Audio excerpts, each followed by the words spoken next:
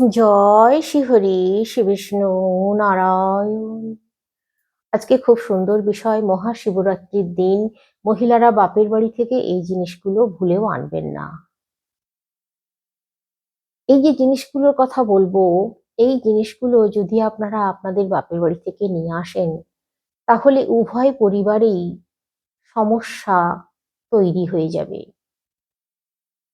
তাই আপনাদের সকলকেই বলছি, একটু মনে রাখবেন, এই ভুলগুলো করবেন না যেন। মহাশিবরাত্রির দিন আপনারা প্রত্যেক মহিলা তাদের নিজ গৃহে যদি মহাদেবের উদ্দেশ্যে ওম নমঃ শিবায় এই মন্ত্র বলে মহাদেবের মাথায় বেলপাতা অর্পণ করতে পারে, তাহলে জীবনে কোনো বাধা বিপদ আসবে না। খুব ভক্তির সঙ্গে নিষ্ঠার সঙ্গে বলুন ওম নমঃ শিবায়। দেখবেন জীবন থেকে যত রকমের বাধা আছে সব কেটে যাবে। বাড়িতে যদি শিবলিঙ্গ থাকে তাহলে অবশ্যই বাড়িতে বসে পূজা অর্চনা করে নিন। যদি বাড়িতে শিবলিঙ্গ না থাকে, কাছাকাছি যদি শিবের মন্দির থাকে, অন্ততপক্ষে মন্দিরে চলে যাবেন, দুধ গঙ্গা জল নিয়ে যাবেন, বেলপাতা নিয়ে যাবেন, আর নকুলদানা আতপ চাল নিয়ে যাবেন। মহাদেবের মাথায় দুধ গঙ্গা জল ঢেলে দেবেন, তারপর বেলপাতা দেবেন ওম নমঃ শিবায় বলে। প্রসাদে আপনারা অনেক কিছুই নিয়ে যেতে পারেন, কিন্তু মহাদেব শুধু সাদা বাতাসা বা সাদা নকুলদানাতেই সন্তুষ্ট হন, তার সঙ্গে একটু আতপ চাল। ধূপ মোমবাতি অবশ্যই জ্বালিয়ে দেবেন। যখন মন্দিরে যাবেন, ঘন্টা যখন বাজাবেন, তখন অবশ্যই 3 বারের বেশি ঘন্টা বাজাবেন না। মন্দিরে গেলে আপনারা প্রথমেই নন্দী মহারাজের কাছে প্রণাম করবেন, নন্দী মহারাজের কানে বলবেন আমি মহাদেবের কাছে যাব, আমায় অনুমতি দাও। এই নিয়মগুলো একটু যদি পালন করতে পারেন, তাহলে দেখবেন জীবন মঙ্গলময় হয়ে উঠবে। আপনাদেরকে বলি, এই মহাশিবরাত্রির দিন মহিলারা চুল খুলে থাকবেন না, পুজো করবেন না। চুল জড়িয়ে রাখবেন, পুরোপুরি ভালো করে স্নান সেরে চুলটা শুকনো করে নিয়ে সিঁদুর পরবেন, তারপর মহাদেবের পুজো করবেন। মহাদেবের পুজোর দিন মানে এই মহাশিব চতুর্দশীর দিন ভুলেও নখ চুল কাটবেন না। মহিলারা অনেক সময় ভুরু শেভ করে, সেটাও করবেন না এই দিন। এই দিন অতিরিক্ত পরিমাণে প্রসাধনী দ্রব্য ব্যবহার করবেন না, কালো পোশাক পরবেন না। এই দিন ঘরের গাছপালা ভুলেও কাটবেন না। রান্নাঘরে আমিষ জাতীয় কোনো জিনিস আনবেন না। আপনারা খাওয়ার ব্যাপারে আমাকে অনেকেই জিজ্ঞাসা করেছেন, আমি আপনাদেরকে বলে দিই। দেখুন, আপনারা যারা সম্পূর্ণ নির্জলা থেকে ব্রত রাখবেন, তারা তো কিছুই খাবেন না। আবার অনেকেই ফল আহার করে সাবু ভিজিয়ে সাবু খেয়ে ব্রত রাখে, সেটাও একরকম করতে পারেন, অসুবিধা নেই। আবার অনেকেই হয়তো প্রথম প্রথম 3-4 বছর করেছেন, তারপর আর করতে পারছেন না, অনেক রকমের অসুবিধার কারণে, শারীরিক অসুবিধার কারণে। তারা অবশ্যই ভাত মুড়ি চিঁড়ে এগুলো বাদ দিয়ে খেতে পারবেন। আমিষ জাতীয় কোনো জিনিস তো সম্পূর্ণই বাদ দিতে হবে, দিয়ে আপনারা খেতে পারবেন। তবে কিছু জিনিস আছে যেগুলো ভুলেও খাওয়া যাবে না, সেটা হচ্ছে চোঙা পোড়া জিনিস এই দিন ভুলেও মুখে তোলা যাবে না। এই দিন বেগুন খাওয়া যাবে না, শিম এই দিন খাবেন না, এই জিনিসগুলো খাবেন না সবজির মধ্যে। তারপর আপনারা দুধের তৈরি জিনিস, ছানা খেতে পারেন, কোনো অসুবিধা নেই।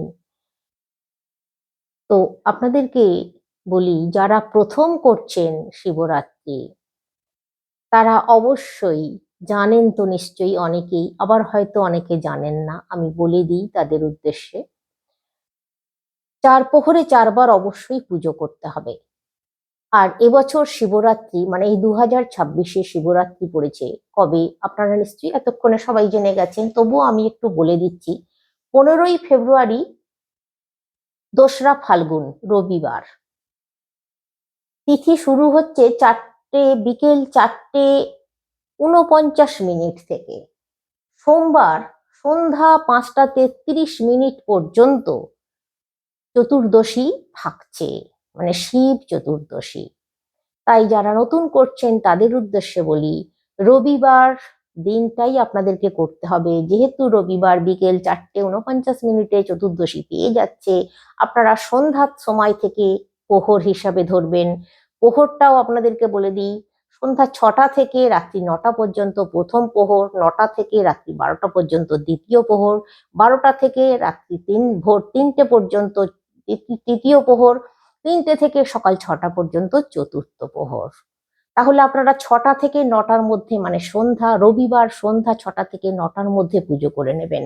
প্রথম প্রহরে আপনারা দেবেন দুধ, দ্বিতীয় প্রহরে আপনারা দেবেন দই, তৃতীয় প্রহরে দেবেন ঘি, আর চতুর্থ প্রহরে দেবেন মধু। তবে আপনাদেরকে বলে দিই, অনেকেই পুজো করেন আমি দেখেছি, এই যে চালু যে ঘি বিনি দোকানে পাওয়া যায়, দশকর্মা দোকানে, সেই ঘি মহাদেবকে অর্পণ করেন। ওটা করবেন না, গাওয়া ঘি, পিওর গাওয়া ঘি মহাদেবকে অর্পণ করবেন। আর মধুও তাই। মধুটাও কিন্তু একটু ভালো কোম্পানির মধু মহাদেবকে অর্পণ করার চেষ্টা করুন। যে মধুটা আপনারা খান সেই মধু, যেই ঘিটা আপনারা খান সেই ঘি অর্পণ করার চেষ্টা করবেন। দেখুন, সবকিছুই কিন্তু নিজেদের ভক্তির উপরে নির্ভর করছে। ভগবানের উপরে আপনার কতটা ভক্তি, কতটা শ্রদ্ধা, ভগবান সেটাই পরীক্ষা নেন। তো বলে দিলাম আপনাদেরকে। আর প্রসাদে অবশ্যই নকুলদানা বা সাদা বাতাসা রাখার চেষ্টা করবেন, বা সাদা সন্দেশ রাখার চেষ্টা করবেন। এবারে ফল আপনারা যে কোনো ফল নিতে পারেন, তবে একটু ঠান্ডা জাতীয় ফল, রসালো ফল নিলে সব থেকে ভালো হয়। আপনারা বেলপাতা অবশ্যই রাখুন সঙ্গে। বেলপাতা, আকন্দ ফুল, ধুতরা ফল, ধুতরা ফুল আপনারা নিতে পারেন। সবকিছুই যা যা বললাম। শিবের পুজোয় যেগুলো একেবারেই দেওয়া যাবে না, সেটা হচ্ছে তুলসী পাতাটা ভুলেও দেবেন না, কেতকী ফুল ভুলেও দেবেন না এই দিন। এই দুটো জিনিস মনে রাখুন। আর মহাদেবকে কখনো ভুলেও অনেকেই হলুদ লাগিয়ে দেন না, হলুদ দেওয়া যাবে না, সিঁদুর দেওয়া যাবে না। হলুদ সিঁদুর এগুলো দেওয়া যাবে না, রলি কুমকুম কিচ্ছু দেওয়া যাবে না। শুধুমাত্র চন্দন দেওয়া যাবে, যে কোনো চন্দন, সাদা চন্দন অথবা লাল চন্দন। আতপ চাল আমি আপনাদেরকে দেওয়ার কথা বলেছি, কিন্তু আতপ চাল একটু গোটা চাল নেওয়ার চেষ্টা করবেন। ভাঙা চাল কিন্তু মহাদেবকে ভুলেও দেবেন না। একটা একটা করে দানা আপনারা বেছে নেবেন। যদি আপনারা 10টা দানাও বাছতে পারেন, শুধু সেই 10টা দানাই মহাদেবের মাথায় চড়ান, কিন্তু ভাঙা যেন তাতে না থাকে, এটা একটু মনে রাখার চেষ্টা করুন। এবার আমি আপনাদেরকে বলে দিই, আপনারা যারা অপেক্ষায় আছেন যে বাপের বাড়ি থেকে কোন জিনিসগুলো আনবো না এই মহাশিবরাত্রির দিন, প্রথম কথাই হলো, মহাশিবরাত্রির দিন বিবাহিত মহিলারা কখনো ভুলেও বা এমনি যাদের বিবাহ হয়নি তারাও নিজের বাড়ি ছেড়ে অন্য জায়গায় রাত থাকা যাবে না। নিজের বাড়িতে পুজো করতে হবে। বিবাহিত মহিলাদের উদ্দেশ্যে বলি, তারা তাদের নিজেদের বাড়িতে বা নিজেদের শ্বশুর বাড়ির কাছাকাছি, মানে স্বামীর বাড়ির কাছাকাছি যদি কোনো মন্দির থাকে সেখানে গিয়ে পুজো করুন। পুজো করে আবার সেই বাড়িতেই ফিরে আসুন। মন্দিরে পুজো দিতে গেলেন, সেখান থেকে আবার হয়তো ওখানেই কাছাকাছি বাপের বাড়ি আবার চলে গেলেন, এটা কিন্তু করবেন না ভুলেও। বাড়ি থেকে পুজোর সামগ্রী হাতে করে নিয়ে যাবেন, মন্দিরে গিয়ে পুজো দেবেন, আবার প্রসাদ নিয়ে বাড়ি চলে আসবেন। আপনাদেরকে আর একটা কথা বলে দিই, এই মহাশিবরাত্রির দিনই হোক বা অন্য যে কোনো সময়ই হোক, যখন শিবের পুজো করবেন তখন মহাদেবের মাথায় যে ফলগুলো চাপাবেন বা যে কোনো জিনিস চাপাচ্ছেন ওগুলো কিন্তু খাওয়া চলবে না। মহিলাদের তো ভুলেও খাওয়া চলবে না, তাহলে কিন্তু মহা অপরাধ হয়ে যাবে আর সংসারে বিপর্যয় নেমে আসবে। এই কথাটা মনে রাখুন। এবার যেটা বলছিলাম, বাপের বাড়ি থেকে যে জিনিসগুলো আনবেন না ভুলেও। মহাশিবরাত্রির দিন আপনাদেরকে প্রথম জিনিসটাই বলি, যে কোনো ফল মহাদেবের মাথায় চাপাবেন বলে, যে বাপের বাড়ি কাছে আছে সেখান থেকে নিয়ে চলে আসবেন, নিয়ে এসে মহাদেবের মাথায় চাপাবেন, ভুলেও এটা করবেন না। নিজের পয়সায় কেনা সামগ্রী দিয়ে মহাদেবের পুজো করুন। আতপ চাল, অনেকেই চাষিবাসী আছেন, হয়তো কাছাকাছি বাপের বাড়ি চলে গেলেন, আতপ চাল নিয়ে চলে আসলেন। বা অনেকেরই আবার গোবিন্দভোগের চালের চাষ হয় বাপের বাড়িতে। আমার জানা এরকম বহু মানুষ আছেন। চাষ হয় বলে যে সেখান থেকে আপনি ওই চাল নিয়ে চলে আসবেন, ভুলেও কিন্তু এই কাজ করবেন না। নিজের পয়সায় কেনা, নিজের স্বামীর পয়সায় কেনা, শ্বশুর বাড়ির পয়সায় কেনা জিনিস মহাদেবকে চাপাবেন। আতপ চালটাও নিজের পয়সায় কিনবেন। এবার যে জিনিসগুলোর কথা বলবো তার মধ্যে সব থেকে গুরুত্বপূর্ণ জিনিস হচ্ছে, দেবতাদের কোনো পিকচার বা কোনো ধর্মগ্রন্থ, দেবতাদের যে কোনো দেবদেবীর পিকচার বা মূর্তি মহাশিবরাত্রির দিন, শিবলিঙ্গ, হয়তো আপনি বাপের বাড়িতে শিবলিঙ্গ পুজো করতেন, ওই শিবলিঙ্গটা আবার নিজের শ্বশুর বাড়িতে, মানে নিজের স্বামীর বাড়িতে নিয়ে চলে আসবেন, পুজো করবেন, এটা ভুলেও করবেন না। ওই শিবলিঙ্গ কিন্তু ওখান থেকে আনা যাবে না। আপনাকে এই শিবরাত্রির দিন, খুব শুভ দিন, আপনি একটা পাথরের শিবলিঙ্গ এই আপনার হাতের বুড়ো আঙুলের মাপে কিনে নিন। কিনে নিয়ে একটা পাথর বাটির ওপরে স্থাপন করুন।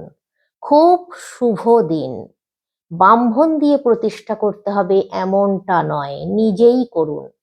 পাথর বাটিতে যখন স্থাপন করবেন, মহাদেবকে নিয়ে আসবেন, পাথর বাটিটাকে ভালো করে মেজে নেবেন। তারপর ওই পাথর বাটির উপরে একটা বেলপাতা প্রথমে রাখবেন, তার উপরে মহাদেবের ওই শিবলিঙ্গ আপনি ওই বেলপাতার উপরে রাখুন। তারপর গঙ্গা জল দিয়ে স্নান করিয়ে নিন। তারপর পঞ্চামৃত তৈরি করবেন। দুধ, দই, ঘি, মধু, চিনি, একটুখানি সামান্য চিনি বা শর্করা দিতে হয়, দিয়ে একসঙ্গে মিশিয়ে নিয়ে মহাদেবের ওই যে নতুন শিবলিঙ্গ কিনে নিয়ে এসেছেন শোধন করে নিন। তারপর আপনার ঠাকুরের স্থানে তুলে দিন। তারপর যেমন ভাবে পুজো অর্চনা করার সেইভাবে পুজো অর্চনা করুন। আবার এক্ষেত্রেও বলে দিই যে শিবরাত্রির দিন আপনারা বলবেন, আমি জানি, যে শিবরাত্রির দিন শিবলিঙ্গ কিনে আনলাম বলে কি আমাদেরকে ব্রত করতে হবে, সারা রাত্রি জাগরণ করতে হবে, সারাদিন জাগরণ করতে হবে, 4 প্রহরে 4 বার পুজো করতে হবে? না, আপনার ইচ্ছার উপরে। আপনার যদি মনে হয়, আপনার শরীর যদি পারমিট করে, আপনি অবশ্যই করতে পারেন। আর যদি মনে হয় যে সম্ভব নয়, তাহলে ওই পঞ্চামৃত তৈরি করে নিন, নিয়ে মহাদেবকে পুজো করুন। আর পঞ্চামৃত দিয়ে স্নান করানোর পর অবশ্যই গঙ্গা জল দিয়ে আবার ভালো করে স্নান করিয়ে নেবেন। তারপর মহাদেবকে মানে শিবলিঙ্গ ভালো করে মুছে পাথর বাটির জল ঝাড়িয়ে বসিয়ে দিন, আর মাথায় একটা বেলপাতা চাপিয়ে দিন। প্রথমেই একটা বেলপাতা ওম নমঃ শিবায় বলে চাপিয়ে দিন, তারপর যা যা দেবার দেবেন, আতপ চাল বলুন, ফল বলুন, যা কিছু আছে দেবেন, ফুল। এবার আপনাদেরকে বলি আর একটা যে জিনিসের কথা, সেই জিনিসটা হচ্ছে শিল নোড়া বা পাথরের তৈরি কোনো জিনিস।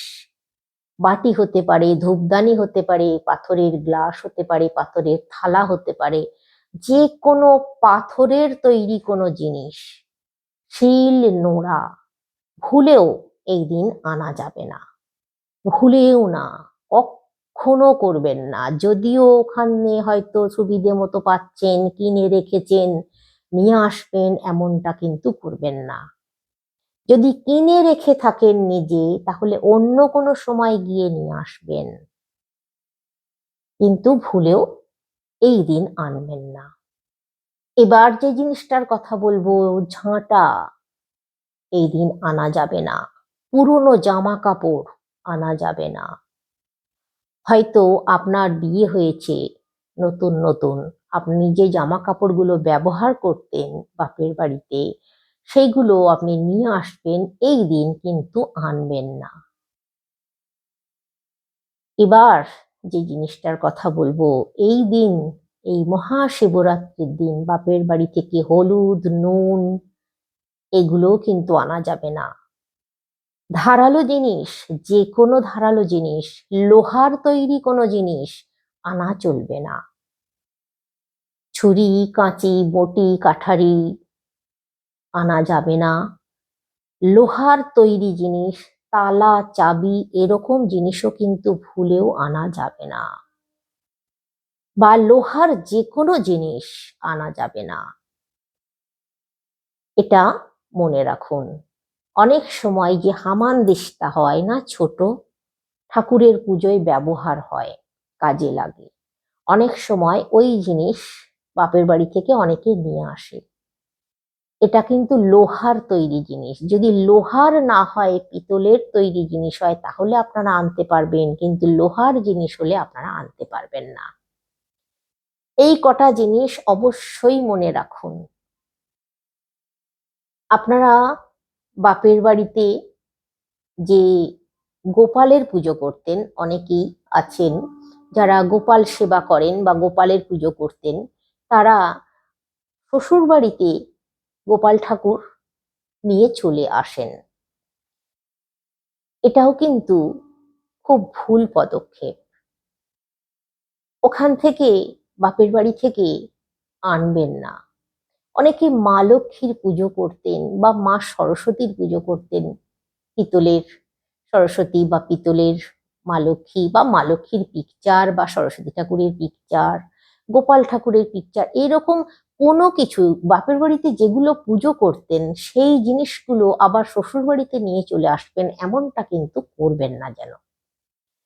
শ্বশুর বাড়িতে এসেছেন, এখানে নিজের পয়সায়, স্বামীর পয়সায় কিনে নিয়ে আসুন, আবার নতুন করে আপনার ঠাকুরের সিংহাসনে বা আপনার ঠাকুরের স্থান যেখানে আছে সেখানে স্থাপন করুন, তারপর পুজো করুন, সব থেকে ভালো। আমাকে অনেকেই জিজ্ঞাসা করেছিলেন যে বাপের বাড়ি থেকে এই জিনিসটা আমি নিয়ে চলে এসেছি, তাহলে কি করব? তাহলে কি আবার সেখানে ফিরিয়ে রেখে আসবো? দেখুন, যদি নিয়ে চলেই এসেছেন, তাহলে কিছু তো করার নেই। এই জিনিসটা আবার ফিরিয়ে দিয়ে আসাটাও যায় না, সেটা আরো অমঙ্গলের। আপনারা মূল্য ধরে দেবেন, আর ভগবানের কাছে অপরাধ স্বীকার করে নেবেন। এটা আমি আপনাদেরকে বলতে পারি। তো আপনারা অনেক কিছু জানলেন, যে জিনিসগুলোর কথা বললাম ওই জিনিসগুলো আনবেন না যেন। আবার এমনও অনেক কিছু জিনিস আছে, যেমন ধরুন বাঁশের তৈরি কোনো জিনিস আনা যায় না, সেগুলো কিন্তু খুব খারাপ। যেমন কুলো, ঝোড়া, চুপড়ি, চালুনি, এরকম ধরনের জিনিসও কিন্তু ভুলেও আনা যায় না। তারপর ছুঁচ, সুতো, এগুলো কিন্তু আনবেন না। দারিদ্রতা এসে যাবে। বাপের বাড়ি থেকে যদি ছুঁচ নিয়ে আসেন, চালুনি নিয়ে আসেন, বাঁশের তৈরি কোনো জিনিস নিয়ে আসেন, তাহলে আপনার গৃহে চরম দারিদ্রতা এসে যাবে।